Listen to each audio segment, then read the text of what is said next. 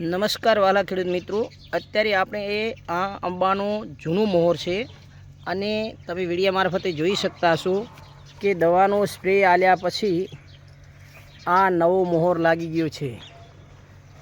તો આંબાને એક જ વાર મોહર લાગે આ દવાનું રિઝલ્ટ છે। તમે વિડીયો મારફતે જોઈ શકતા હશો કે આ નવો મોહર છે અને આ જૂનો છે। અગાઉના વિડીયોમાં પણ આપણે બતાવ્યું હતું કે કેરી લાગી ગઈ છે અને કેરી ઘણી બધી લાગી ગઈ છે। એ પણ દવાનું સારામાં સારું રિઝલ્ટ છે।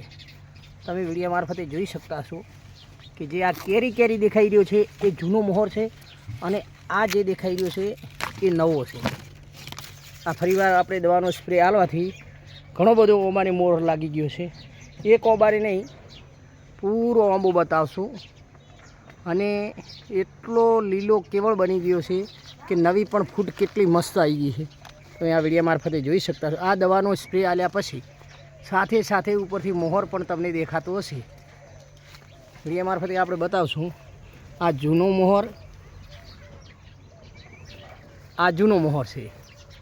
જૂના મોહરની અંદર આપણે કેરીઓ પણ બતાવતા હતા, અગાઉ પણ દેખાતો હશે। નવો મોહર પણ લાગી ગયો છે, તો નવો મોહર પણ આના આંબા ઉપર તમે આ નવો મોહર છે। તો જો આપણે ટ્રીટમેન્ટ આલીએ છીએ તો એનું રિઝલ્ટ 100% આપણને મળતું હોય છે। તો જે તે ખેડૂત આની અંદર કઈ દવા આપવી એ પૂરો વિડીયો જોજો, તો એના આપણે વિડીયો મારફતે બતાવશું પૂરેપૂરા આંબાની ચારે બાજુથી। ખરેખર આ રિઝલ્ટ સામી નજરે આપણને દેખાઈ આવે છે। જોઈ શકતા છો મારા વાલા ખેડૂત મિત્રો। આપણે આંબાની અંદર લઈ જઈને પણ બતાવશું કે જેથી કરીને આપણને રિઝલ્ટનું પ્રમાણ દેખાઈ આવે। ઉપર જો જૂનો મોહર છે, સાથે સાથે નવો દેખાય છે।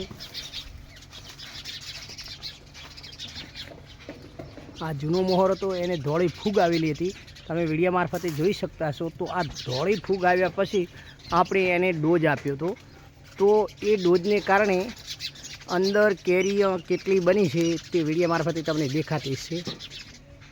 બાકી જો ડોઝ ન આપ્યો હોત તો 100% આ ધોળી ફૂગને કારણે મોહર ફેલ થઈ ગયો હતો।